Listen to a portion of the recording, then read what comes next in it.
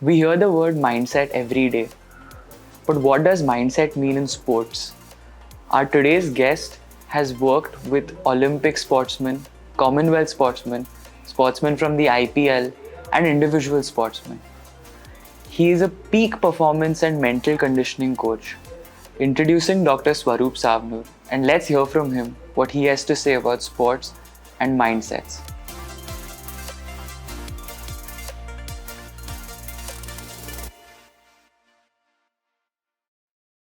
Hi everyone, so this is the first episode of the Legroom podcast, and I have with me Dr. Swaroop Savanur, who is the mental conditioning and peak performance coach from India. He's had a massive career and lots of experience. So, why don't I let you introduce yourself to us once? Okay, hi Aniket, it's a pleasure to be here at Legroom. I like the word legroom. It gives a lot of space, Yes. and I hope I get that space to share my views on mental coaching, peak performance. Yes. And I've been in this journey for the last 20 years, as you know. I worked with a lot of elite athletes across various sports, and it's been an amazing journey from IPL athletes to teen athletes to chess players to cricket players to wrestlers to boxers to divers Wow. to golfers. And it's amazing how everywhere the mind fits in so perfectly or imperfectly to either limit the potential of an athlete or to allow him to express his to allow him to give him to his best. So it's fascinating to be a part of that journey with them. Definitely. So, you must be watching a lot of sports as well? Whenever I get time. Whenever you. I get paid to watch live action. So I limit myself to watching more on TV, but yes, I do enjoy different kinds of sports. Definitely. So did you watch the Wimbledon finals last night? The women's? I did watch the Wimbledon What finals. was that? I mean, Marketa Vondrousova. Yes. Last year, I think she was sitting in the stands watching a friend play Right, with a broken wrist. right, Went through 3 wrist surgeries and she came back and won the Wimbledon. Yes. right. That was something else. Yeah, I think so. Today, this tells you how Yeah. sports science Hmm. is actually evolving as a very critical part of peak performance. Earlier, probably it was unthinkable. But for an athlete to now come from an injury 1 year back with that kind of rehab, with that kind of diet, with that kind of preparation, periodization of the training plan, to a point that you can come into Wimbledon, play your best, and actually win, is all because of the kind of cutting edge science that we have into this. And it's therefore so fascinating today when we look at peak performance. And of course, the mental part plays a critical role over there too. So I think so. We even saw Svetlana, who got into the semi-finals. Yeah. She just delivered about 6 to 7 months back. Yes. And it's amazing today what players can do, and it's unbelievable, the era of sports today. So you mentioned peak performance a couple of times. So could you elaborate on what that entails, what includes peak performance? Yeah, it's fascinating, isn't it? If you look at this word, peak performance. Yes. See, I think so. Today, if you look at it, everybody wants to reach their potential Right. and more. But is there a process by which we can reach our peak potential? Can we be consistent in maintaining that potential? Can we define a process by which we can keep going to that potential? That is finally the bottom line when it comes to athletes. But even let us say, even if I extrapolate this to normal society, right, people today have got everything that they want. Today, education is not an issue. You can sit, you can be in a small town, yet have access to the best of professors teaching you whatever you want to. You've got equipment that can come to your home. So, what is it that's going to limit you from giving your best? In a way, it's mindset, right? And I think so, therefore, today there is a larger understanding of how mindset is playing such a huge role in the ability of people to reach that potential and actually seek that true potential. And that's a very fascinating journey of peak performance. And I think so today, therefore, we are actually coming to a point where where people are realizing that they can go beyond what they even imagined they can do. When you look at Djokovic, when you look at Virat Kohli, we can see that these players are just going into a different sphere which others are not able to understand. And that's that peak performance, which is very fascinating area for me. True. What Djokovic is doing is actually crazy. Yeah, At his age, especially. very true. Yes. So, taking one step back into all this physical sports and the physical journey, let's start with you being a mental coach. What is your take and what do you think are the effects of exercising in today's world? So first of all, I would surely admit that you are asking this question to a wrong person. You have not been exercising enough. Okay. At the same time, Yes. I exercise in terms of playing tennis. Right. I've been a trekker when I was in my growing college days. I used to play a lot of sports. I think so. Today we see fitness as a very organic thing among youth. But at the same time, it's ironical to see that on one side we have got exercise, which is becoming a rage. You know, you want six abs and six packs and all that stuff. But on the other side, you've got issues of obesity that's also increasing so much. Right. So if you look at society as a whole, there's a lot of dichotomy that's going on. On one side we've got this, and the other side we've got, the other extreme. And I feel therefore that, and especially with today's distractions, where we are so much attached to mobiles, and we want to be in that comfort, probably so to say, and therefore not exercise or not be fit, not move around. I think so. Exercise is playing a very great role in how you are going to be as a person. Because we don't realize the impact of exercise not just on the body but also on the mind. Right. Today we know the huge role that exercise plays on keeping to being mentally fit, Correct. right? And that's all the more reason why today exercise becomes becomes a pivotal role for people across all age groups. I agree. If you I don't know whether you know, but today there is so much of science which tells us that whenever you exercise, you got the good hormones or the happy hormones of serotonin, dopamine that is getting released into the bloodstream, and that's actually going to de-stress you. That's going to help you be more calmer. That's going to help you sleep better, and that itself is so magical. And it's the simplest exercise you can do, which is walking 45 minutes and all. So the impact of exercise today is tremendous, I think so. There's no doubt about it. There's another very famous person called Andrew Huberman. Right? So he talks about how people use exercise to, de-stress themselves, relieve Right. themselves of that stress. Right. And there are a bunch of techniques, like breathing techniques and whatnot. Right. But exercise happens to be a very simple way to get happiness and that satisfaction. Right. And I think it's more to do with the delayed gratitude which you feel towards exercising, where you exercise, you get into fitness, but you don't see that immediate result. But over a point of time, you start being thankful that you're doing it. And even if it's a simple 20-minute workout, I feel Sure. it. No, So absolutely. on busy days, I do a quick 20-minute workout, and the Right. feeling that I get after, Right. it's of pride, Right. and satisfaction, of achievement. Right. So No, I completely agree with you that, and today we've got so many protocols that are there, 15-minute exercise, Yeah. 20-minute exercise, you can do exercise while just sitting Yeah. on a chair if you're in office. But beyond that, Aniket, something that struck me as I'm having this conversation, that we as Indians actually should realize that exercise has been part of a culture since thousands of years. yeah, yoga. We forget the fact that the whole concept of mind, body, soul union came through Patanjali, sage Patanjali, who Okay. conceptualized yoga. Okay. So when we look at yoga, let us say we talk about Surya Namaskar. It's the best 10-minute exercise that you can do It's an absolute full body workout that you can do. Right. But is it just doing the actions that is going to personify what Surya Namaskar is? No.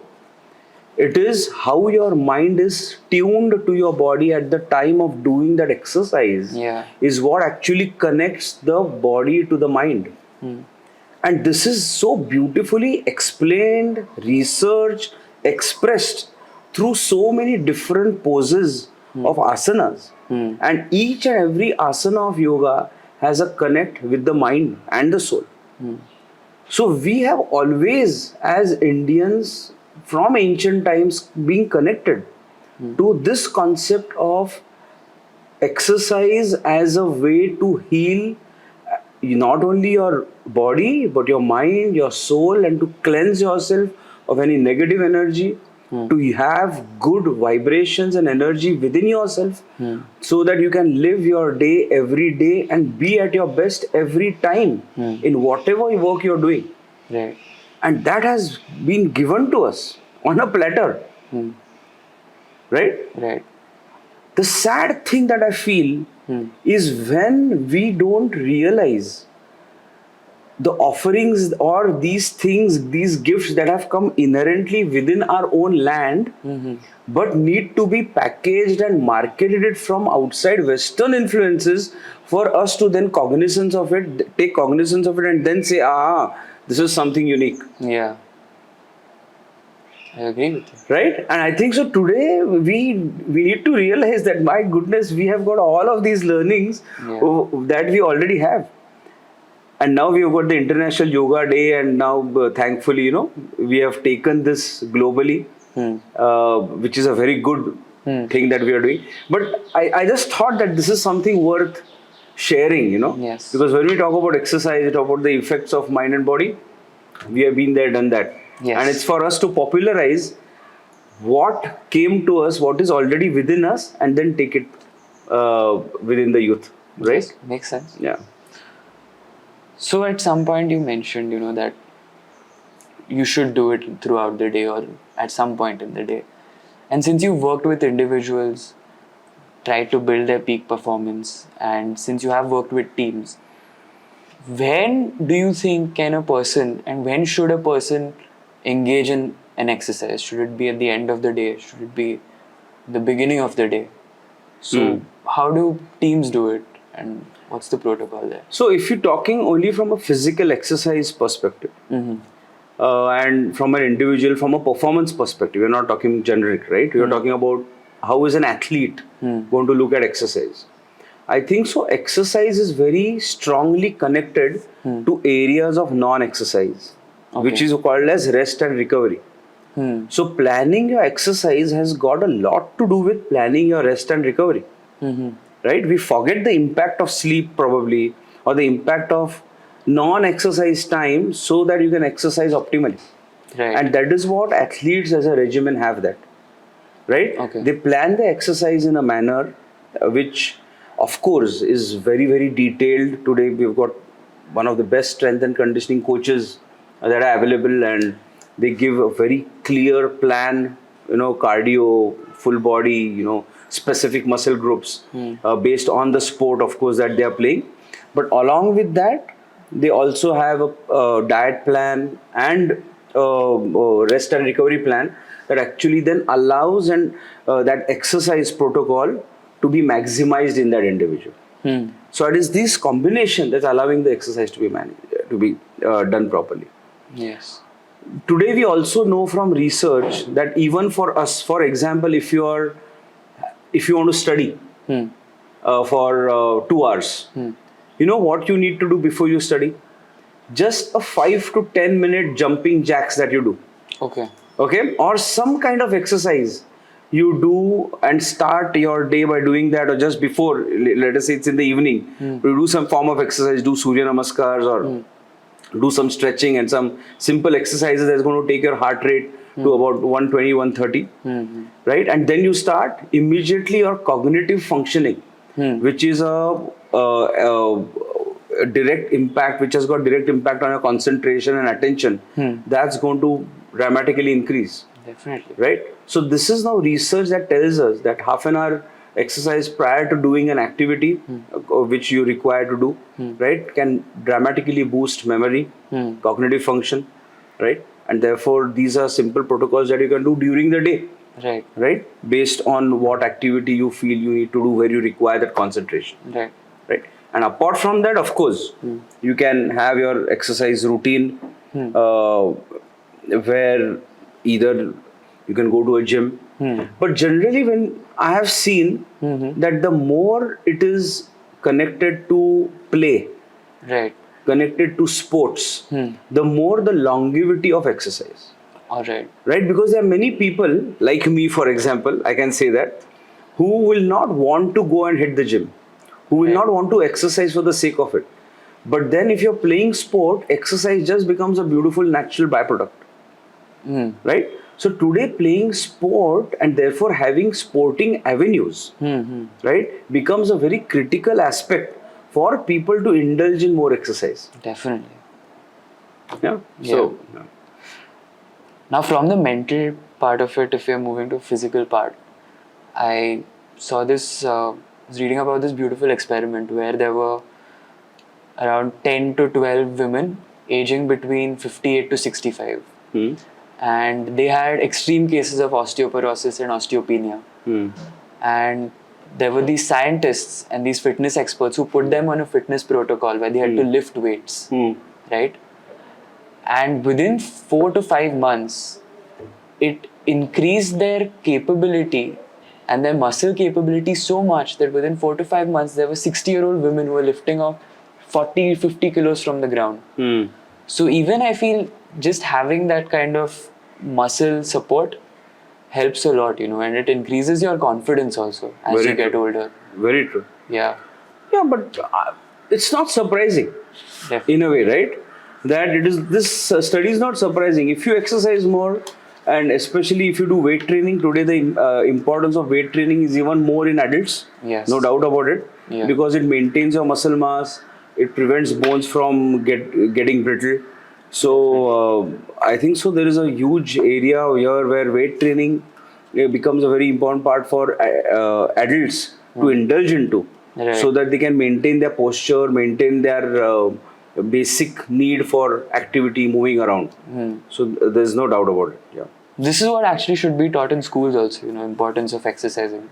How to think, how to approach exercise, which is never taught. And Yeah, that's a great point. Yeah. I remember that when I was in school, the only exercise that we used to have, probably for those who were non-sports, was doing those drills. Unfortunately, Yeah. and so we had a very negative outlook towards exercise. Right.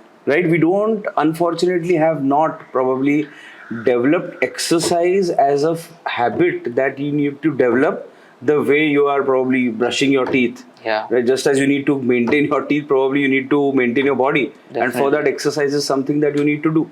And it is this narrative probably that has been missing within schools, but right now I'm sure it is changing quite a bit. Now we have got NEP, which Okay. has been added. If you don't know, No. so today we have got the National Education Policy Yes. that the government of India has introduced, Yes. where they are changing the whole paradigm of education. Okay. So till now it was only maths, sciences which were called as the major subjects, and you used to look at arts, music, sports as what do you say, vocational or something that you can do, not really important for you from a marks point of view. But now they have got everything on a pedestal, on the same pedestal, and a student can choose Right. to take a maths along with sports, along with learning a guitar, and have the same weightage, instead Nice. of you pursuing only those few subjects where whether you like it or not, you need to pursue. Right. So I think so it is changing quite. I am sure it's a slow change, but it's a steady change in the right direction, and that's what gives me hope in through the education that the government is trying to implement. Definitely. I hope it changes because Right. when I was in school, I used to play basketball, and then in 10th, I was thrown out of the team because I failed in maths. Ah, is it? Yeah. So that was not a good time. Don't tell me the name of your school. No. Anyway, so now I want to move to this term that I have heard a bit. It's called sports psychology, and me, I think along with many people, I confuse it it with mental coaching. So, is there any difference between the two, mental coaching and sports psychology? So I have always prevented myself from calling myself a sports psychologist. Right. Although I've done my masters in psychology. It's Okay. not that I have not done my masters. Along with the other masters that I've done in my basic education, Okay. which I'm no longer doing, which was orthodontics. Right. See, I feel that there is a difference between how you look at your mind Okay. and how we should perceive the psychology part of it. So, one is psychology or psychological interventions, therapy, treatment, right? Which we connect to psychological interventions and all, which we give to people who are not well, Okay. right? They've got some problem. So, whom do you give treatment to? When you talk about therapy and treatment, what are you talking about? You're giving it to somebody who's not well, right? Right. Right? Now, if I have got certain areas of the mind that I want to be better at, and if I'm told that I need to have therapy, how do you think I'm going to feel? I'm going to feel that there's a problem to solve. Right. But do I have a problem to solve? Should we look at the mind or areas of the mind which I want to improve as problems to solve? And I think not. For example, today we talk about anxiety. I say anxiety is not the problem, dude. Why are you trying to make anxiety a problem? Okay. Since when is anxiety a problem? Why is this narrative? Interesting. Why is this narrative that anxiety is a problem that is, that has suddenly plagued the earth which did not exist earlier? Right. Anxiety is not the problem. It is how you're looking at anxiety that's the problem. Correct. Anxiety is important for human beings. Anxiety is what drives us into right decision making. Anxiety is what helps us about identifying the dangers of what physical or mental dangers. Anxiety is a natural phenomenon to things which are happening ahead, which are unknown. Right. That's an interesting take. Now think about it. Earlier, just 100 years back, you had people, let us say, going by boat or a ship to, let us say, England. They're going for education and they're coming back after a year. And in that entire year, that family doesn't know where that person is. Right? He doesn't know whether he's living or dead. He doesn't know what's happened to him. Right. Right? And the person is to go and come back after a year. Probably write a couple of letters, if at all, that is to reach. But did the people have anxiety at that moment of time? Did those people have anxiety at that moment of time? No. Yeah. Because in their mind they had hope. Right. Right? Today, hope is the biggest casualty. So every small thing that we have apprehension about, we connect that to anxiety. Oh, something's happening to me which is not right. But a human being is an extremely powerful being. We forget to understand that. We are capable of managing our stress levels. We are capable of, we are all mentally tough. Right. We are all inherently mentally tough. Remember that. To say we are not is the biggest problem. And I feel, therefore, when we talk about psychology in the general population, of course, apart from those who are diseased, who have got some kind of either a genetic, epigenetic, environmental factor that is affecting their mind on a clinical or a subclinical level, of course, they require therapy, treatment, and that's a very, very important part. But there is also a large area of people who are absolutely fine, who are doing really well in life, but they want to keep improving. If you've got a good body, don't you still go to a gym and work out? Why do you do that? Because you want to maintain it, you want to make yourself better, right? You want to be even more fitter, right? My job as a mental conditioning and a peak performance coach is help those athletes who don't have problems. Right? Because they're athletes, they're absolutely fine in their body, in their mind. They're in fact excelling in their mind. But if you want to have a consistent performance, you need to be able to have a consistent mindset. Right. But consistent mindset is not always in your control.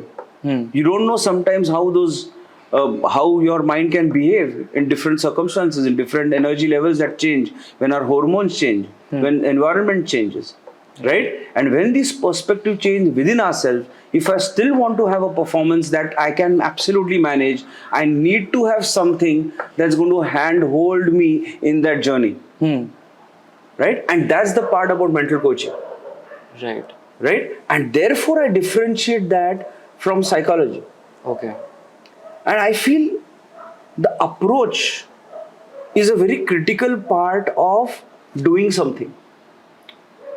For example, today we have got, there's so many people invest in stock market. But do you know 95% of the people still fail in earning money out of the stock market, right? They still lose a lot of money. Now, if you look at it, we've got books, we've got videos, we've got everything about stock market that is there.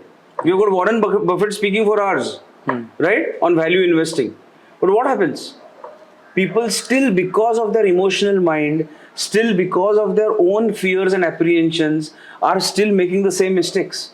Right. Unless I approach stock marketing in a different way, unless I see it with different eyes, I'm going to keep making the same mistakes. So your approach to anything in life, whether it's relationship, whether it's business, whether it's money, whether it's performance, has to be first sorted out before you actually start doing something about it.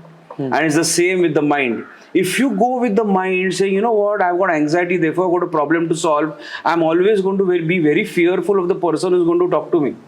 Why? Because I think, oh, he's going to, I've got a problem to solve, man, you're treating me. But this is a treatment, this is not a treatment at all. Man, no stretch of imagination. Right. And it is this difference, and it is this, the name of psychology is sometimes giving us a different perception. But perception is reality in people's minds. Right. Right? And therefore, for athletes, for students, for professionals, for corporate employees, for leaders who are doing very well, but they want to explore and see where they can go in this area of expertise that they want to achieve or have achieved, they need to have a way by which they can get their mindset to that next level. And my job through my company called My Mental Coach is to help them do that exactly. Right. And this is the approach that I take, whether it is with teams, whether it is with individuals, it doesn't matter. Right. And that's for me an inherent difference between sports psychology and mental coaching. Nice. So there's this person called Bill Beswick, I think, and he calls himself a sports psychologist. But again, as you mentioned, he doesn't like calling himself a sports psychologist. Right. He calls himself a sports stretch. And the stretch comes in to play when he says that he helps his players stretch their performance by that extra 1 or 2%. Sure. And at the highest level, I'm sure that 1 or 2% makes all the difference. That's the only thing that makes a difference. Yes, so that is something interesting, him calling himself the stretch. Sure. Now, as you work with a player or with a team or an individual, and once the player starts performing well, once he starts getting in those better results, we see that on the outside, we see that very physically. But what are the changes which happen within the player? What happens inside the player which makes these changes possible? So I didn't get you. What? So, for example, if you start coaching a player, Right. a person, okay, and within say a few months, you see those results. Sure. But these results are tangible. You can see these results. Right. Right. So Right. physically, that person is performing better. Right. But what changed within him? What was the mental change that happened, which has led him here? Excellent. And that's such a great question, Aniket, that you asked. And this is a question that everybody asks me. Okay. And this is in fact the biggest challenge for mental coaching, Okay. performance coaching. Because mindset is multifactorial in origin, right? By nature, you actually don't know what can make that change happen. Right. Understand? And how do you measure that change?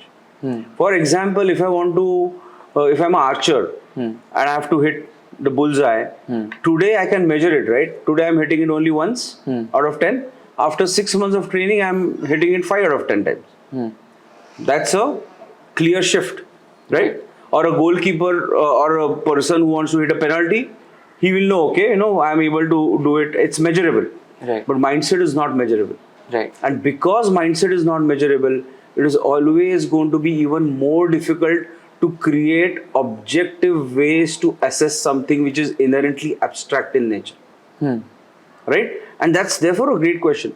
So, of course, there are objective parameters that I create with the athlete, Okay. that we, what do you say, measure on, and we accept on, that these are your values today, right, on these mindset parameters. Right. Okay, and they might not be exact because you cannot measure something again, but they will still be around something that the player is thinking, feeling, right? And then after 6 months, irrespective of this performance success that is getting on the field, because again, is that only my attribute? Of course it's not only my attribute. It might be because of a diet change, Okay. it might be because of his coaching protocols that have been developed. It might be because of his strength training, that is, he's suddenly increased his fitness, that he's able to run more, have more energy. Therefore, his mindset is also now much more better. Right. There are too many factors that finally impact mindset for me to even 1% say this is the reason I am the person responsible for a player, and therefore I'll never say that. Right. Right? But I can surely add to that jigsaw puzzle. Because one thing is for sure, and which probably I've realized across my 20 years.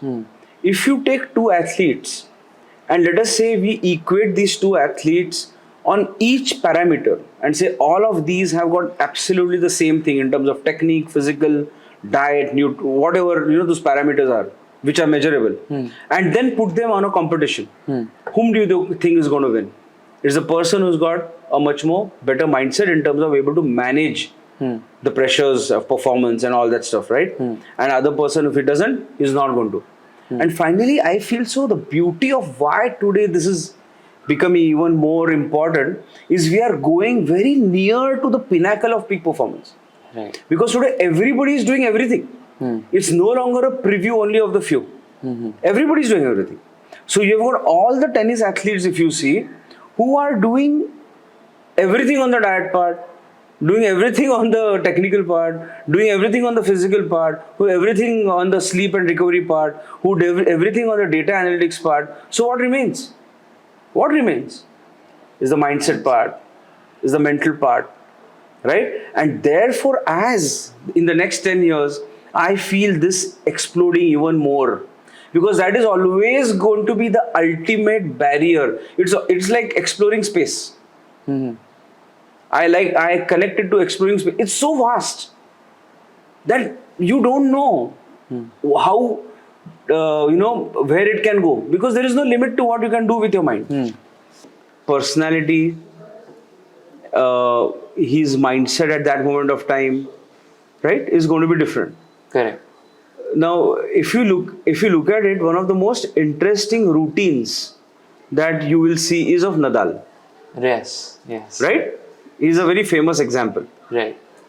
where you know that he will absolutely keep each and every aspect of it in line. Yeah. He will His keep the bottles. towel exactly in the same manner. Yes. He will walk towards the service in that absolute straight line outside of the box. Yes. Okay, and then he will enter it from that point of time.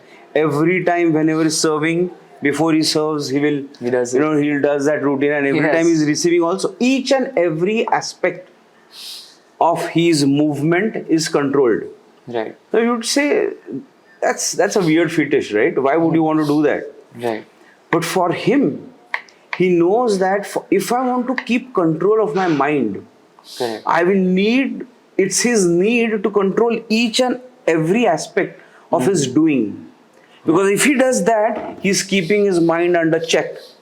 He knows and probably has experienced it enough in his early days, or in his own bad experiences, where even if I let go of my mind or give a space to my mind to do anything, my mind is going to behave funny.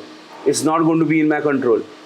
And that need for control is where we develop these routines, where a player starts developing routines. So we had Sachin Tendulkar, who would always keep his bag absolutely spick and span, the helmet always going there. I have not seen him, I've met him of course, but helmet always going in that place, the bat always So there's a dedication, there's a way to go about developing those routines, and I think so many times those routines get developed organically in a player. Okay? So where does the mental part come in? The mental part comes in when we need to add the mindset part to the routine. Because many times I might be doing all this physical aspect, but my mind might not be there at all. I might be having negative thoughts of the performance. My emotions might not be, I might not be feeling that arousal that is necessary for me. That optimum arousal is not there. So I need to do something to ensure that my mind is absolutely in my control. Right? Each and every time, or probably before the match. Yeah. So there's a mental routine that you need to add along with the physical routine or these basic routines that the player already has. Right? And it will be very, very different for every individual. Correct. So for one player, he might want to listen to music, be comical, talk to players around, right, in a team, right? But there are others who don't want to talk at all. They like suddenly they want to be invisible. They don't want anybody to even come and approach them. So helping people around you understand what works for you is a very important part of developing a routine. And it is a very, very intensive give and take between me and the player to then come to a point where we decide what his mental routine is going to be. Because there's so many different things that will work for one player and will not work for another player. There'll be certain breathing techniques that will work for one player. There'll be different breathing techniques that will work for another player. There'll be some visualization exercises that will work for one player. For another player, visualization is something that's very difficult. There'll be certain thought exercises, that cognitive control that will be required, right? In a different way, and some other statements or affirmations that will be required for another player. So it's developing those mental routines along with the routines that is already got is a very critical aspect of performance. Right? And what we see is just an expression of that when we see a Michael Phelps or a Usain Bolt, right, or a Nadal. And funny thing is, if you look at Federer, it was amazing to see a Nadal doing everything perfectly and a Federer being almost nonchalant about it. Right. You just keep it, just come, tap in, 3 balls, tap, toss and serve. And he used to get his best ace. Yeah. So does that mean that Nadal is overdoing it? No. What works for Nadal is what Nadal is doing. What works for Federer is exactly what Federer should be doing. Right. You cannot compare two individuals and say, okay, this is prep. Why is it not my prep? Why can't I make it easy? No. Right? So that's the fascinating part about developing a preparation. Right. When you spoke about visualization, I always have felt that the reason Novak Djokovic is able to perform at the level that he is, of course, his dedication and his discipline is a big role in it. But I think he's able to visualize that end result, or he's able to visualize that optimum self at that point performing. And that's how he puts in all that effort, into it. And I believe that is also a big reason for his success. And I will agree on this. Okay. And at the same time, I'll give you something to add on this. Because I think so we look at visualization as a very simplified way of saying that, okay, if you imagine what you're going to be, just imagine that you're going to reach the result. Right. Imagine you're going to score a century. Imagine that you're going to win an event. Right. But visualization in one part is that. It is an important part. It can work for some players. Let me tell you, it doesn't really work as well as for other players. Because along with positive visualization, sometimes negative visualization can also interfere with the player. So his mind has to be in the right manner, in the right place for him to have his visualization. Visualization is not easy. Okay, we think it's easy to just imagine, but it's not as easy. Right. So this is one part. I think so there's another part beyond visualization. Probably you can say a similar word, same thing connoting, but I would slightly differentiate, which is called as mental imagery. Okay. Okay? Mental imagery where you're not just focusing or thinking about the result part of it, but you're also thinking about the process part of your game. You're thinking how you're going to play against him. You are internally visualizing yourself. You are externally visualizing what you're doing, how you're performing, on the outside, as if you are watching your own film that is going on as you're playing the match. You're visualizing what the player, the opponent is going to do and how you're going to react to that.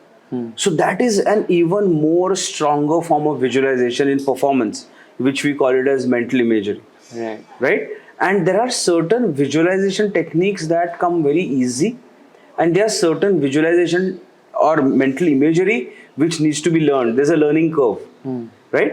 And players or many people do not understand that learning curve can be steep sometimes. It will take more time, right? And therefore, we go to the most simplest part of visualization, which is imagining the result happening to you and going for it. Right. But today we know the powerful, what do you say? Uh, it's so powerful what visualization can do for you, Right. and not only for athletes, but I think so even for people at large. If you know how to visualize and develop mental imagery techniques, you cannot imagine what you can do with your life, right? But it has to be done and practiced as a training protocol and not something that you can just read off the book or a video and start doing it. It becomes difficult. Right. Now, for example, if people not even competing, are playing any sport for fun, and if feel that they're not performing well, what are things that they can maybe use, techniques they can adopt, which might help them perform at even such a low level, which are games for fun? Right. So whenever you're playing for fun, you still want to win, right? Yeah. So that win is an inherent need, right? And I think so many times the simplest way is to first of all keep improving your skills, which probably we don't do. We just want to perform and compete without improving your skills. Right. So that is one thing. Second, I feel is developing emotional awareness. What is that? Emotional awareness. So emotional awareness is the intelligence that you develop about your thoughts and feelings, which gives you an understanding of who you are as a person. I feel today we need to be emotionally self-aware so that we can emotionally self-control. Right? So, in a sporting field, let us say I don't do well.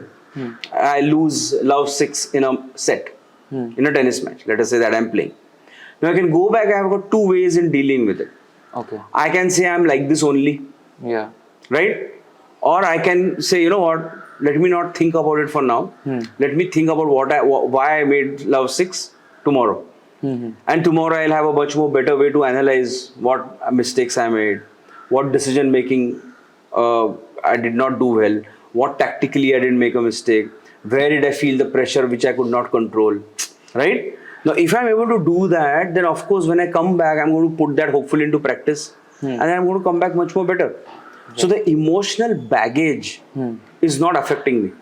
Right. And that's the simplest way actually for you to improve yourself in your game, especially if you're not doing well. Right.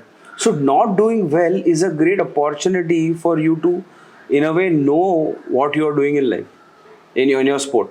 And I would like to extrapolate that again to what we do in day-to-day life. Today, when we look at anxiety, why is anxiety a big problem? Because we feel that we cannot be anxious. We feel that, oh, if I've got anxious, I've got negative thoughts happening to me, I've got negative emotions, something's wrong with me. No, but you're just not being able to understand that your mind is going to behave in that manner, and it's okay. And you need to learn which are the thoughts and emotions that are troubling you, and this self-awareness itself is going to lead you to manage your own thoughts and emotions. Right. Right? So the importance of emotional awareness, or you can call it emotional intelligence, is very, very powerful, and is the simplest starting point. Simplest starting point for you to start taking control of your mind. Right. Makes sense. Now, I want to talk about another very famous tennis match which happened in the French Open semi-finals, where Djokovic defeated Carlos Alcaraz. Now, Yes. Carlos Alcaraz, In the recent French Open, right? this year's French Yes. Open. Now, Djokovic came in with all his experience, and it was also told that in the morning before the match, he kept a towel over his head and he went to the practice session. He did not want to look at anyone. Finished his practice and in the evening he came and played the match. Right? Carlos Alcaraz, on the other hand, he was kind of talking to people. He was being his usual self. And Djokovic eventually went out there and he won the match. So, as a person progresses in his career, right, versus a person who has not much to lose, how does the mentality shift or how does it change? Great question. And I think so. Today again we are going to witness Alcaraz versus Djokovic incidentally, and we don't know what's going to happen. Yeah. And we don't know whether Alcaraz is going to now take his game to that next level. Whether he's learned from his mistakes. But if you go back to that semi-final as an example, and we learned that after the first set, it was such a grueling first set, right? Right. It was fascinating to watch. It was almost like two gladiators at absolutely the same level, having such an intense duel. It was physically, mentally draining, not for them only, but even for the spectators, for the commentators alike. Right? And one had to give away, and unfortunately it was Alcaraz. And I don't know whether you know this, that later on he had cramps. Yeah, he had. And those cramps came because of pressure. Okay. Right? That is what came in the papers afterwards, that he got those cramps because of the intense pressure that he was feeling in the second match, which he could not even, he himself was not aware that his body was reacting to the pressure, the intensity of the mental stress that had built in because of the match. Oh. Yeah. So the fascinating part about this is that on one side we have got an extremely awesome talent who is 21 years, and we have got this 36-year-old, absolutely robo-like Djokovic, who is always performing at his peak. And let's try to look at the mental challenges for both. That will be interesting, right? Now let's look. What do you think? Do you think that Djokovic would have a bigger challenge, or would you think that Alcaraz would have a bigger challenge? What's your assessment? I think Djokovic had a bigger challenge. Why? Alcaraz did not have much to lose. He's just starting out in his career. Right? Absolutely. Well said. Right? It's very easy to perform in a way, okay, comparatively, when you don't have anything to lose. Correct. Therefore, we see a player going from love 4, suddenly wins 6-4, because by that time, that fear of losing is gone. So, you can play his way out and anything will happen. What is great about Djokovic, about Tendulkar at that time, Sachin Tendulkar, about Virat Kohli, about Michael Phelps, about Roger Federer, is that they are able to win when they are expected to win. People do not realize the impact of expectations on your mind, the impact that it has in terms of a performance pressure. The connotation of pressure when you are supposed to win just changes dramatically. The pressure is the same, but the connotation, the weight of it becomes even more inexplicable. True. Right? And that is what Djokovic has been able to manage. He's been able to now perform at a level where he knows he's expected to win and still go out there to win. And that is his greatness. Now for Alcaraz, in a way, he had nothing to lose. Right? But if you look at it, if somebody would tell him, you know what, he is this aging 36-year-old guy with an aging body, and you are this 21, absolutely in the pink of your health kind of a guy, you can make him run for hours together, and you have got a great opportunity to, beat him. Now that's going to put pressure on Alcaraz, right? Yeah. Right, physically and mentally. So we really want to know exactly what would be going on in Alcaraz's head, either today or that day. But I think so, of course, he played a great first set, but I think so he's learning, he's still young, he's learning how his mind is working. He's playing against the best of the best, the greatest opportunity of his life. And let me tell you, these two matches that he's playing, irrespective of whether he will win today again in Wimbledon, is what is going to be the best of his career. Because after that, there's going to be nobody nearabouts whom he will get an opportunity to play with. Right? And have to take his level to that. Challenge and him that, yes, and that itself is going to make him, go ahead from his peers, is what my assumption is. Right. So now moving a little towards the mental side of it again, how does a player or an individual who is expected to perform manage something which is very basic, like cravings? How does he work on that? Does he Food cravings? food cravings, any kind of cravings, just sticking to a routine? What is the end? What is the incentive here? See, I think so. I will come. So over here, you're asking what is it that drives people to push themselves to make sacrifices? Yeah, Because finally, that's the bottom line, isn't it? yeah, What's driving you? I think so. Today we talk about motivation, but motivation is a very, very simplistic way to say. I don't like that word okay, in a way. I think so. It's about drive. It's about that inner desire to achieve something. It's about knowing that there is a big battle ahead. I want that battle because that drive, that need to cross the line is greater and is bigger for me than the end product. yes, Right? The journey itself is so fascinating that I don't care what happens ahead. after, yeah, Yes. the end result. So it is not about reaching somewhere. It is about not knowing where I'll reach, but the journey itself is, worth the struggle. And that is what causes these people, to have sacrifices, go through sometimes. And I cannot even minutely compare to what peak performers do. But I can surely give a small insight into how a human mind would work, considering my point of view. Okay, Where I educated as an orthodontist, yes, I had a wonderful practice, roaring practice. But something changed within me on 6th of September 2001. When there was a piece of article by the Chief of Army Staff that time, General Padmanabhan, who said that if we can't win at sports, we can't win wars. okay, Imagine a general of a country saying this. If we can't win at sports, we can't win wars. What a powerful message. But that was the India that time. If probably,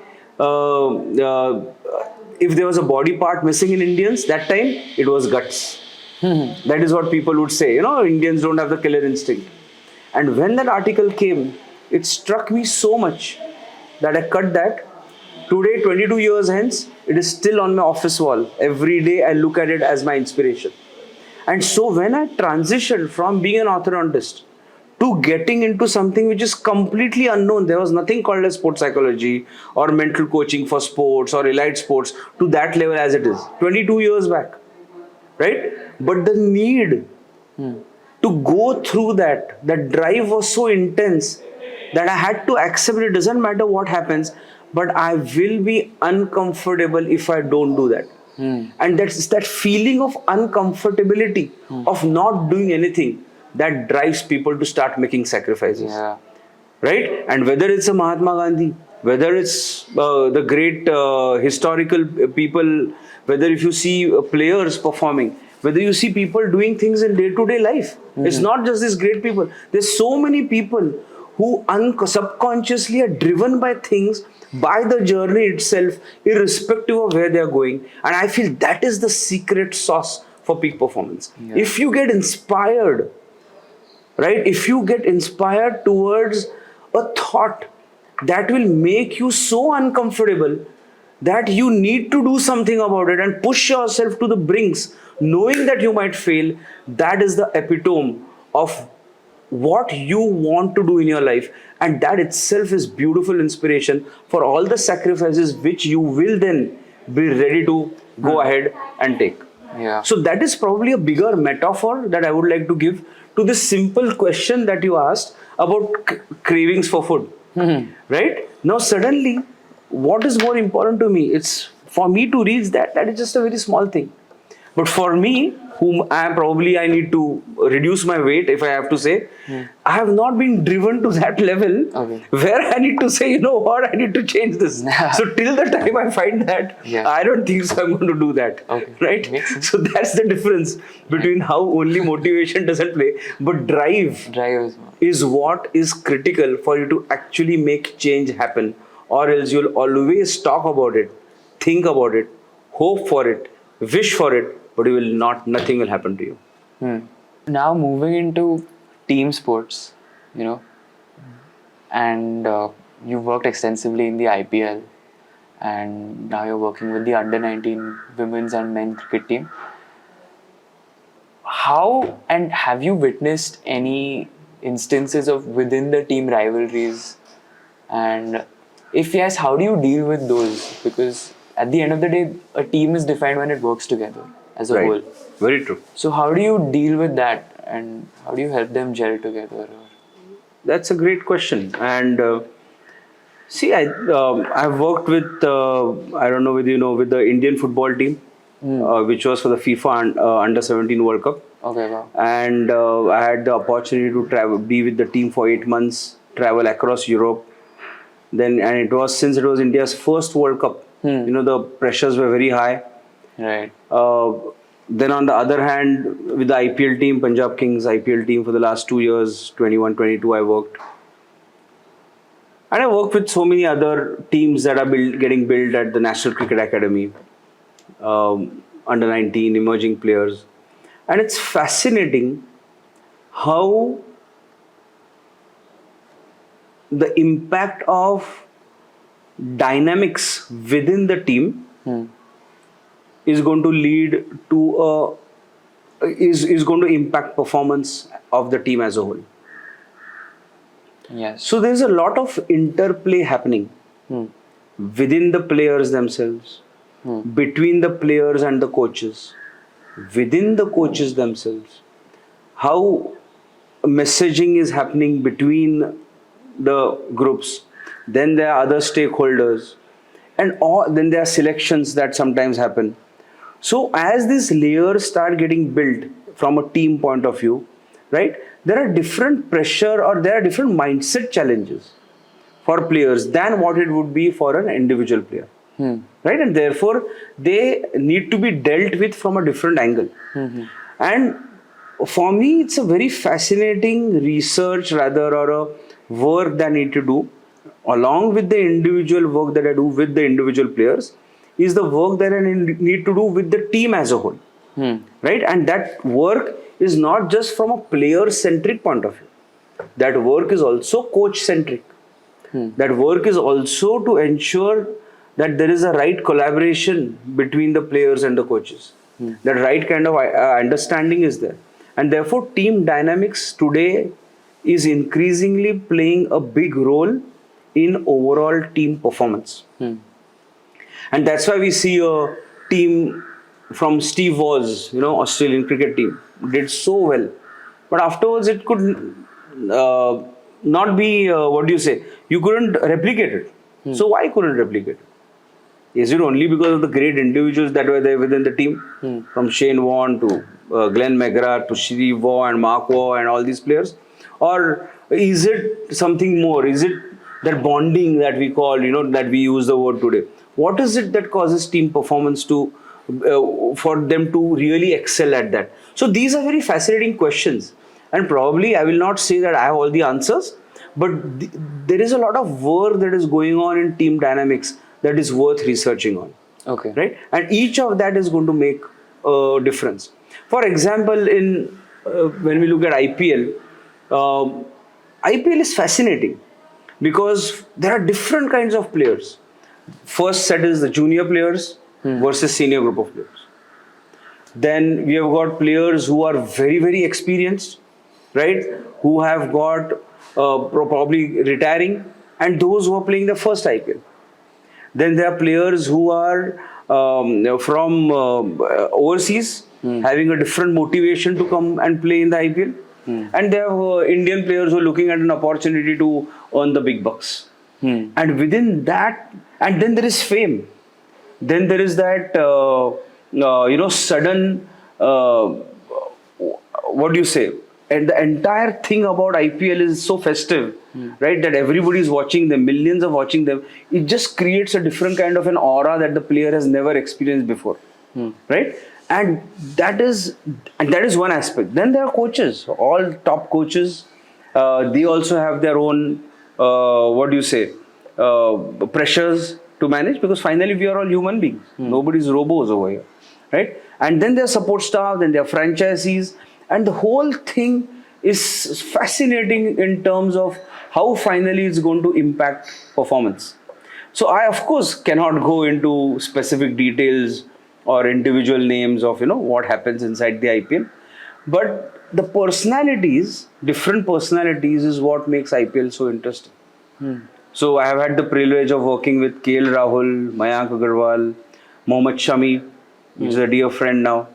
From overseas players, we've got Chris Gale and Johnny Bairstow, Liam Livingston. Over here, of course, we had Shikhar Dhawan this year that I had the privilege of working with. So, and it's fascinating to see their preparation, their routines, their way of going about doing things, their way of looking at games, how they handle pressure, their mindsets, their challenges, Yeah. right? Their pressure points. And it's such a fascinating learning for me over there. Yeah. So, one more, question about these teams that we see in the IPL, and then these underdog teams that many of us refer to. So, the biggest example, which I think everyone would know, is the 1983 World Cup, where India was the clear underdog. And then it came out, it fought the circumstances, then it won against West Indies, right? So, back then, when they didn't have the physical capability and they weren't physically dominant over West Indies, they obviously proved to be mentally more dominant and resilient. So, has this aspect of mental coaching always existed since then? Or was it just the circumstances which the team was under that made them so mentally strong? So I think so. These are two questions here. Okay. One question is, why did the under 1983 world? Why did they win the world? Right? Probably if you ask them, they will not even know that answer, because there is no one answer to it. Definitely. Because there are so many aspects to why West Indians couldn't play, why Indians played that time. You can say that West Indians thought that it's going to be a cakewalk, because they lost that first earlier match against India in that same qualifying. They thought this time they're going to surely beat it. For Indians, they had nothing to lose. They just had to play. They had an extremely powerful personality, Kapil Dev, around which the whole team was rallying. Right? So there were so many aspects to it. That time there were no mental coaches, there was no manager, there was no whole support staff and all. There were a couple of people, 2-3 people that were around them. Right? But yet they excelled. And there are many factors at play than what we can really objectively say that, okay, was it because they had a stronger mindset? Or was it because they were more healthier than the West Indians and all that stuff? So that is one aspect. The second aspect that you are saying is, was mental coaching always there? And now has it really come of age or coming of age? Right? So all I can say is, and I think so, I gave this answer earlier also. When I thought that it is not that earlier players were not mentally tough. The need for mental toughness was lesser than what it is today. For example, if we both are playing and we both are technically good enough, but I have got a physical edge on you, right? Is that going to impact performance? That is enough for me to play well against you, right? You are going to say, oh, he's physically more better than me, and probably I'm always going to overpower you. But a time has come now when you also become physically as strong as me. But I've got data analytics. You'll say, oh my God, this guy knows exactly where my areas of weakness are. And therefore, I'm still overpowering you. But now you also got data analytics. Then I got diet and nutrition into play. Now you also got diet and nutrition into play. And as these things are coming off and everybody's now, there's democratization in a way happening about all of these aspects, the final bottom line is coming to mindset. And therefore today the mental coaching part is coming of age. Because there's no other tweak to be made. Of course, these tweaks are continuously going to be made. There's no doubt about it. But the increasing importance of mental coaching is now starting to be realized today. Right. And I have seen that resistance over 20 years. When I first started in 2003-4, nobody wanted to talk to me. No coach wanted to talk to me. No player wanted to talk to me. No parent wanted to talk to me. Even today, I see so many people still resistant. One of the ways is the narrative, the pitch, which I talked to you about, the approach. But second is also, why do I need it? How do I need it? What do I really need to do? So today it's not about importance. The real challenge is about integration. How do I really integrate the mental part as a normal routine? Right. What do I do every day? What does it really mean? Is it meditation? Is it breathing? Is it visualization? What do I do, boss? It's fine to talk about mental part, it's strong, it's important and all that stuff. Today we say sports is a 90% mental game. But what do I do? I don't even do 10% of it. Because I don't know what exactly to do. That's the challenge. So what's a good starting point for someone? Who wants to start the mental part? Yeah, who wants to focus on the mental part of their sport? So I'll tell you how I approach it. The starting part, of course, is first to assess the mindset. And I have created a very simple, practical mindset assessment tool. I call it the Zeta 6 mindset assessment, which helps the player get a very practical 6-factor profile of his mental state at that point in time. Okay. Because I want to first objectivize what is subjective in nature. So that a player gets an understanding, okay, these are the areas that I need to work on.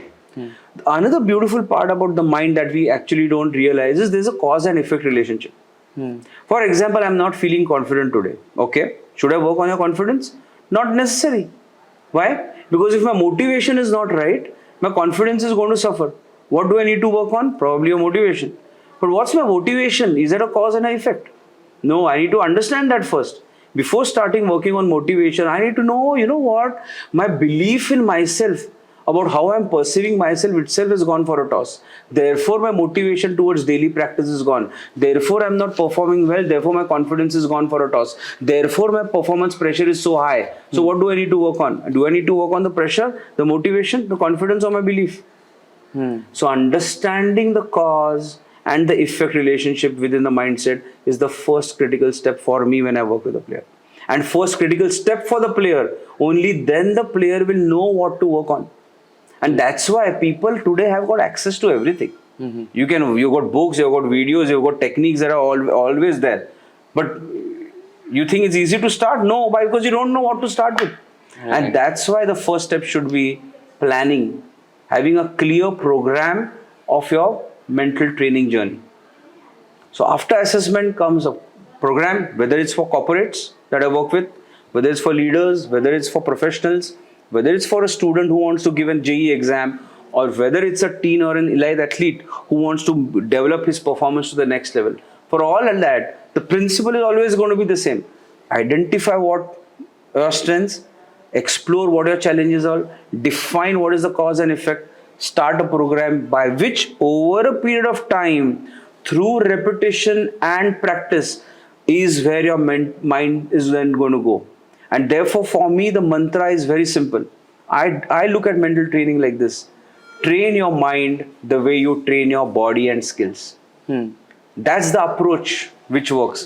Because if you look at your mind as something that you need to continuously keep training, just as you go to the gym every day, then you're on the right path. Then you know I'm going to keep doing what I need to do. Right? And that's the approach, that's the program that I start building with the player.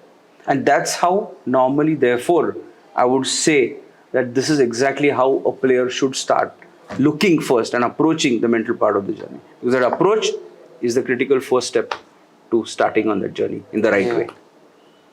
And it has to be goal-based? Does it have to be goal-based? Absolutely. It has to be goal-based.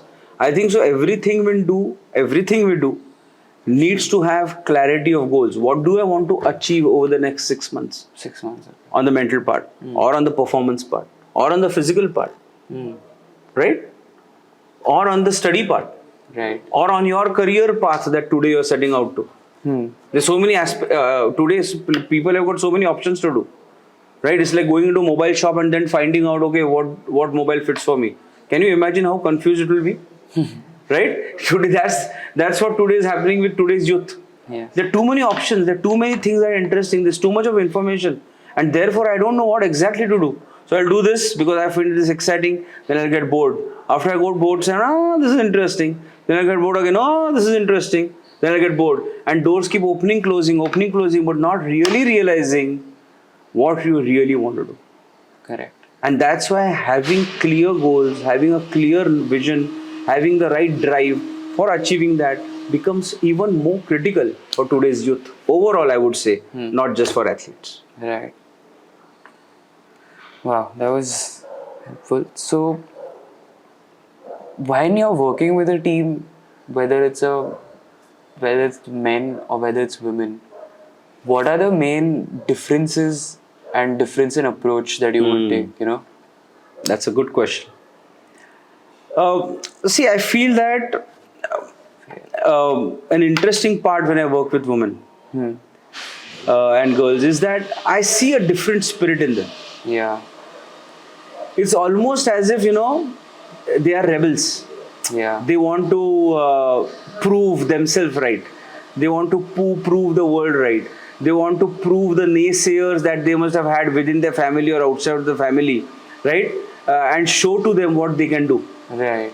And therefore, from that perspective, I see a beautiful innocence of learning, of getting the right information, of wanting to, and that spirit of trying to put that into practice at a much more beautifully different level than what I do the men's. Right. Right. Because guys have always been doing it.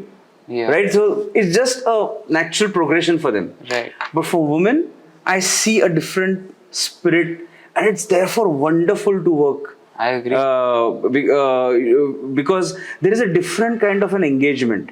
The response that you get from the player is much more better, right? Okay. The resistance is much more lesser than that for from on a generic level, of course. Yeah. And I'm not saying as a negative, but I'm just saying that probably what I saw 10 years back with boys, when I started, is now what I'm seeing in girls. Wow. Right? So that's how I would put it in terms of the differences. Yeah, I think women are smarter than men when it comes to learning. I think they're more hungry also to learn more. Yes. And I feel like in this field, because they haven't had the opportunity, the ones who do get the opportunity, they feel it's, they make the most of it. Yes, that is true. And I think so today, if you see that BCC has adopted the equal pay. Yeah. It's amazing. What a revolutionary change. Definitely. Today, academies are being filled with female cricketers. They are wooing female cricketers more than men's cricketers. Earlier, you used to have 2 girls in a 20 group academy and 18 boys, and 2 girls used to wait for their turn. Today, you've got 15 girls and probably 6-8 boys, and Nice. that's wonderful to see. Yeah. They are seeing the opportunity. They are seeing they can make this as a career, and I hope that other federations, other associations also take a leaf out of this and say, this is something huge. Today, sports is the sunrise industry in India. And if all the associations can take a leaf out of what BCCI does to popularize, to professionalize, to create a way in nurturing and developing talent, I think so we are going to be an extremely powerful sporting nation in the next 15 years.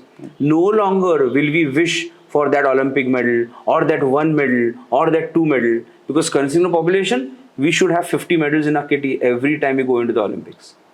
Definitely. Right? Not just 1 and 2. Definitely. Right? But that can happen only when the whole ecosystem starts professionalizing sports in the right way. Very recently, when there were those protests held by the wrestlers in India, Right. I feel like that was one point where we didn't treat them right, and I feel like if they have that, whatever they're saying, it has to be considered more, because in one light, when they are winning medals for a country, when the wrestlers are winning medals, we do praise them, we do, cherish them, we do support them. But then when these players have certain complaints, I feel they are not taken as seriously when they were in the light. So what's your take on Yeah, it? it's a very sensitive topic. Definitely. And if since we are so much on the outside, not really knowing what exactly happened, I think so it'll be wrong for us to comment, because our comment is going to be based on our own biases, Okay. right? About what we are seeing, the visuals that we see, right? So we are naturally going to. But let me tell you this. Let us look at what the government of India has done over the last 7-8 years in sports. Right. And they have done a lot of good things. Okay. And look, think about it. Why would the government of India not want to listen to their athletes? Why wouldn't they? They would want to, right? They Probably not up to the expectation of what the wrestlers wanted, is Right. what probably we can put it like that. But I'm sure that both of the parties are trying their best to sort this out. And I feel that whenever there is a controversy like this, we should see what happens before we really point fingers at either of them, because I think so. Neither the government of India would want injustice to be meted out to the wrestlers. Definitely. Neither the wrestlers are doing it just for the sake of it without any smoking gun.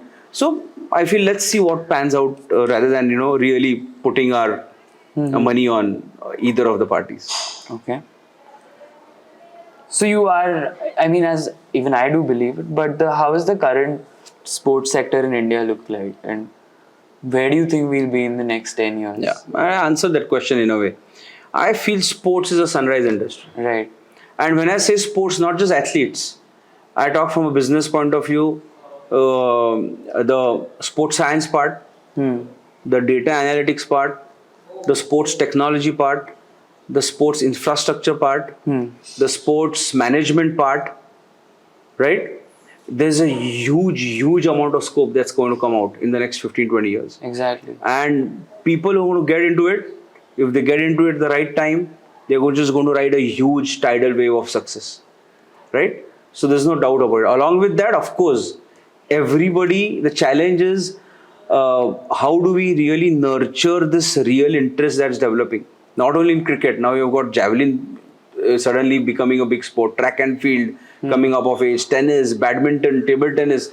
You see the sports, any academy opens, you've got people lined up. Yeah. So there's so many athletes who are getting it. The challenge are twofold.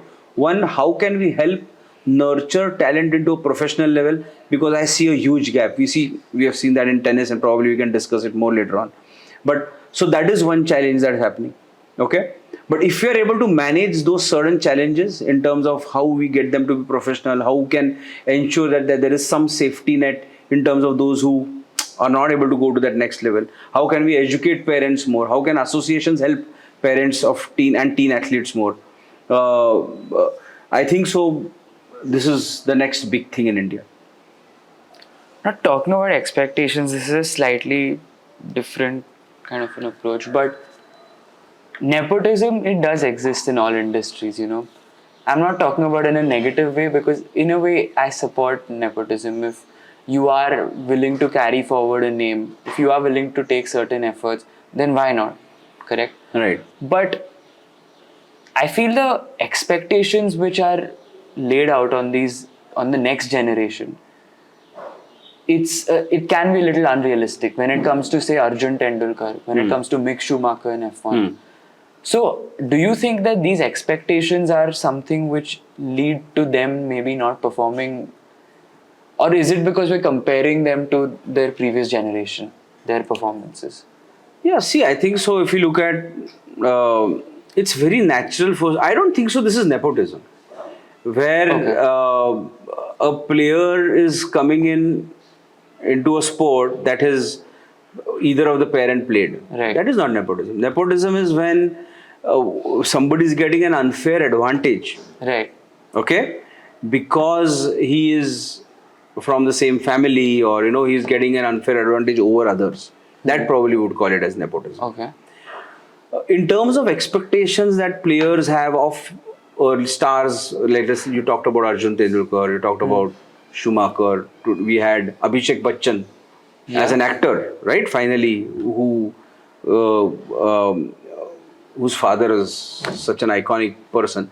So, of course, if you see that pressure is going to be there, because whether you like it or not, even you as a spectator are going to compare them to their parents, Definitely. right? So that expectation is going to be felt. And if it is their choice to enter, and if they really want to do it, why shouldn't they? Correct. Right? Why are we being biased about saying that, just because they have entered the field that the parent has helped them, why aren't we giving them equal credibility for the effort finally that they would have made in their game, whether sports, whether acting or whichever arena that they're going to, because of which they are, they're entering. Right. Or else, how would they enter?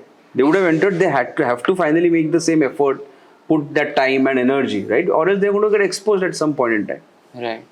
So, it is in fact we who are putting or looking at them with a slighted eye by saying, you know what, just because you are a child of iconic parent, that means you would have got an unfair advantage. That means you have not made the right effort. Still, you are getting probably some out of turn things. And I feel that is where we are not giving due respect to that individual who would say, you know what, wait, I have chosen this because I want to do something about this. I really believe that I want to excel in this. What's your problem in that? Allow me to be myself. Yes. Right? Allow- So, that's probably what I would say about this. Okay. So, moving forward, when you are working with a team, when you are working with an IPL team, for example, now obviously we don't see what happens in the backstage part of it, but when it comes to sponsors, how much say do these sponsors actually have in a team? In a team, Yeah. zero. Zero? In terms of what team is going to get built, which players are going to be picked, and all that stuff, Yeah. of course, zero. Okay. Why would they have? What has they got to do with cricket? They are just sponsors. From what I have seen, Right. IPL is very clean. Okay. Let me tell you, I have never seen any kind of interference from the franchisees, Okay. from the management, from the sponsors of any kind. Right? From what I have seen, for sure. Right. For them to have any say Makes sense. in the selection of players, who's going to play, it's all absolutely, everything lies with the head coach who makes the decision, or the director cricket of operations. So the proper demarcation of roles and responsibilities, right, in the team that I worked with, right, and it was followed very meticulously, Like it should be. like it should be. Absolutely. Makes sense. Now you mentioned also the sports management industry, and there are many of my friends who are also excited and interested in joining this. But when you say that there are aspects in sports management that are opening up, okay, what kind of specific roles can you think of which can be filled up in India, say over the next few years? See, I think so. Athlete manager Right. is a very powerful role that's emerging. Because athlete manager is a person in a way who is like a COO of an athlete. He's handling the operations part of the athlete. Right? So an athlete, today the concept of an athlete having only a coach is slowly fading away, and it should fade away. What should instead be replaced is, how can an athlete develop a core team that he will work with, right? And a core team will have a head coach, Right. he will have a dietitian, he will have a strength and conditioning coach, he will have a mental conditioning coach, he will have a sleep coach, for example, right? There will be travel logistics that will be required, right? So there's so many aspects to an athlete, and who's going to manage that? An athlete cannot manage it. The parent of the athlete cannot manage it, right? Who's going to manage it?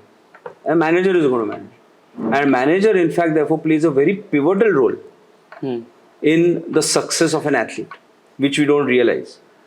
Right? In a way, the manager is going to be the person who's going to help the athlete into ensuring that all these things are fixed so the athlete can focus on that one thing. That's performance, doing what is needed, and go back. He doesn't have to think of anything else. Connecting with the sponsors, right? So, sports manager today, athlete manager is a very important role, and that's still evolving. It is. That's still evolving. Now, today we see, I work with Go Sports Foundation, with Laksh in Pune. There are so many other foundations like Virat Kohli Foundation and OGQ.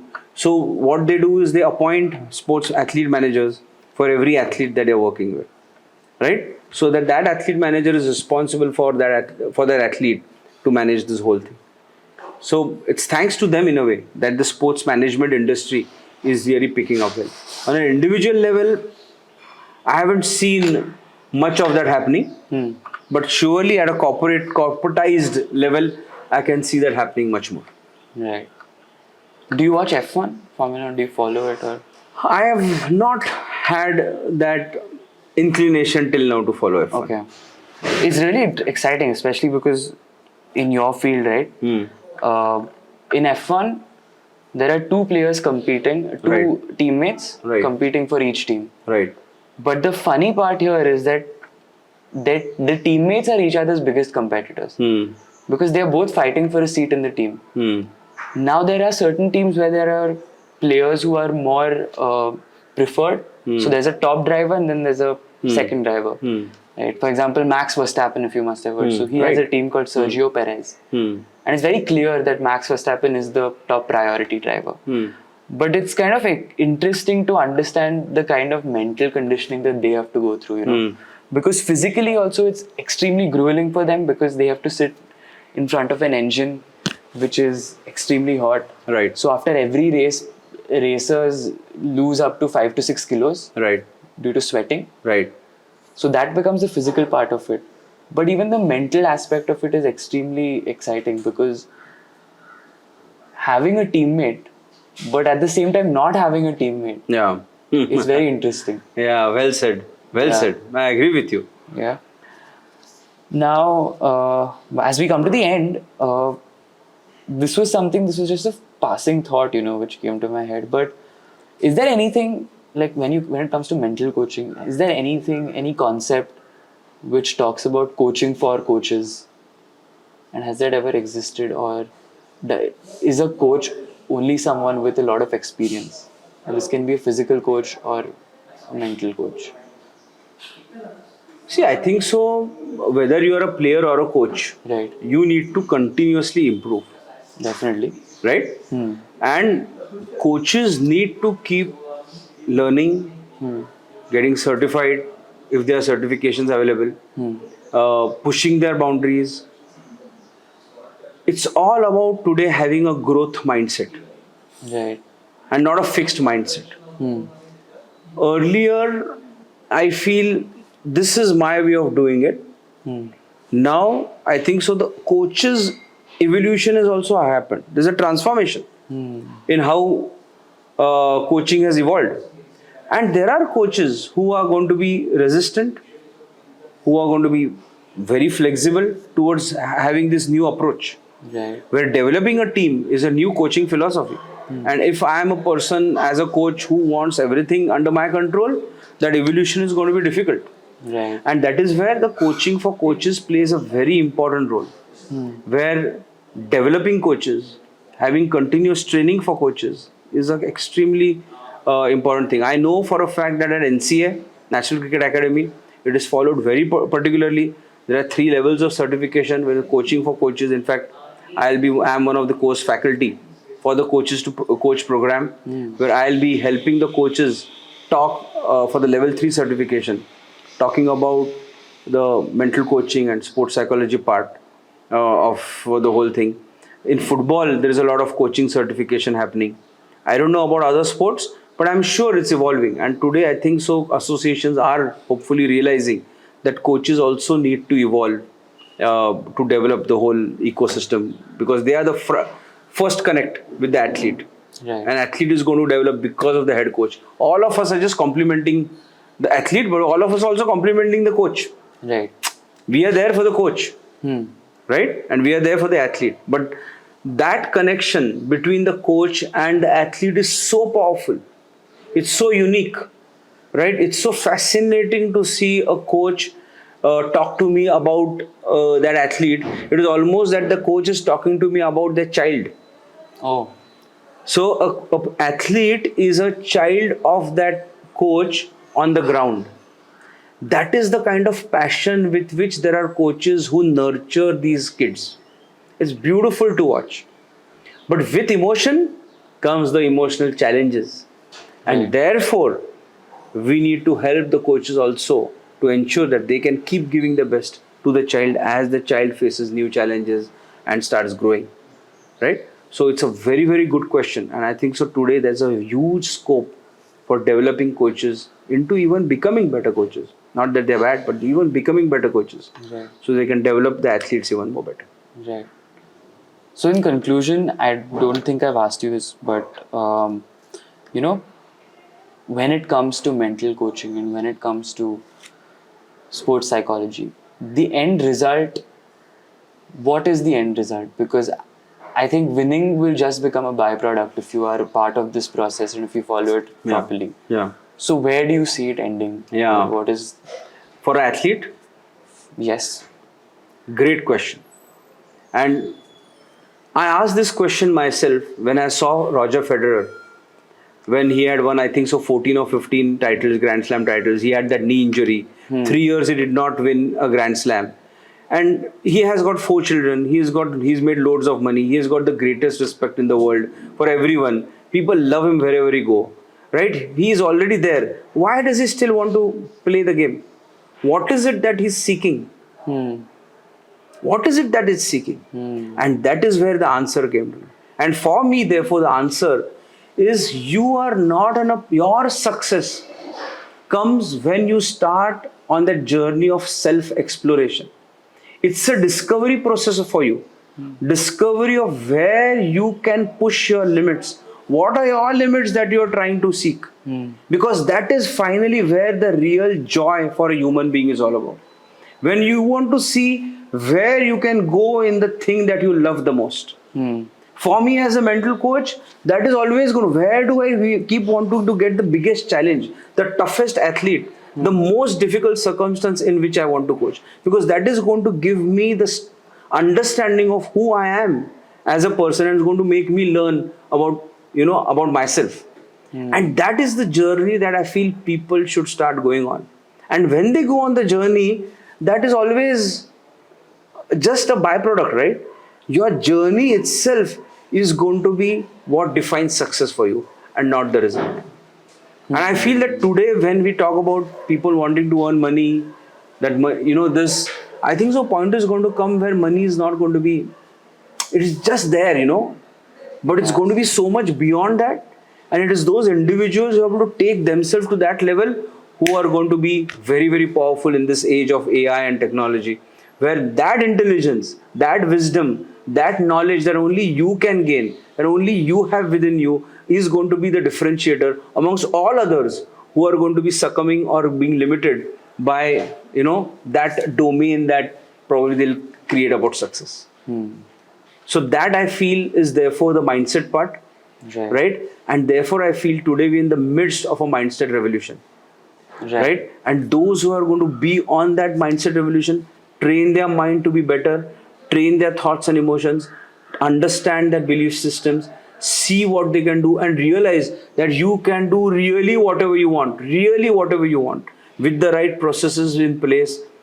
I think so. Sky is not the limit; it's really space, and that's what you can. Right. I think I agree with the money part, because I feel in every career, or especially in the sports career, when there's a young person who joins, when they're earning that much amount of money, now I'm talking about NBA, where this one person called Ja Morant, he's a player, he earns in six figures, almost on a monthly basis or whatever. But anyway, the amount of money he's earning, right? He was caught recently twice flashing his gun on live video chat, video. And what happened is that he was given these certain restrictions, and then he was banned from a couple of games. And when people do things like this, they aren't even scared of losing money right now because they have so much of it. So, I mean, that can be a downside to it, but No, it is. I think so. Anything in extreme is bad, right? yeah. And probably we are seeing that side of things. Yeah. Right? And it again comes down to having a good balance between these external motivators. Money is important, having a good lifestyle is important, having that wherewithal to travel or whatever you want to do is very important. Along with that, the internal motivation of your excellence, your need, your drive, your discovery, your learning, your mastery, right? Your personal mastery as a human being, your professional mastery of you continuously excelling in the skills that you have is finally, it's this combination, I think so, the right combination that will give you that mental peace, that happiness, as well as enjoy the money that you're earning. Yeah. I feel probably that is where the right balance is going to be. Yeah. Okay, then I think you've answered and we have spoken quite a bit. So thank you for being here and taking out the time to answer everything and having this nice conversation with me. Any last words? Anything you want? It's not last words, sorry, but anything in conclusion that you want to No, say? thanks, Aniket. It was wonderful talking to you. And as I was talking to you, I think so I was exploring new things about myself and new perspectives Okay. about how I would look about things. And I would thank you for that too. Some wonderful questions that you asked in your leg room. Yes. And I really think so we really covered a lot of different aspects. Yeah. And that was interesting, not just fixing it to a domain. Yep. And all I can say that I wish you all the best Thank in you. this journey. And I hope that you too are able to excel in whatever you were trying to do. Yes. And I hope that the viewers of this podcast are able to understand this one thing, that you today it's all about not only being your best, but it's about exploring your best. Right. Right? It's you be on that exploration journey, you be a discoverer and see what you can do. Yeah. Yeah. Makes sense. Okay, cool. Thanks. Thank you then. Thank you. Bye bye.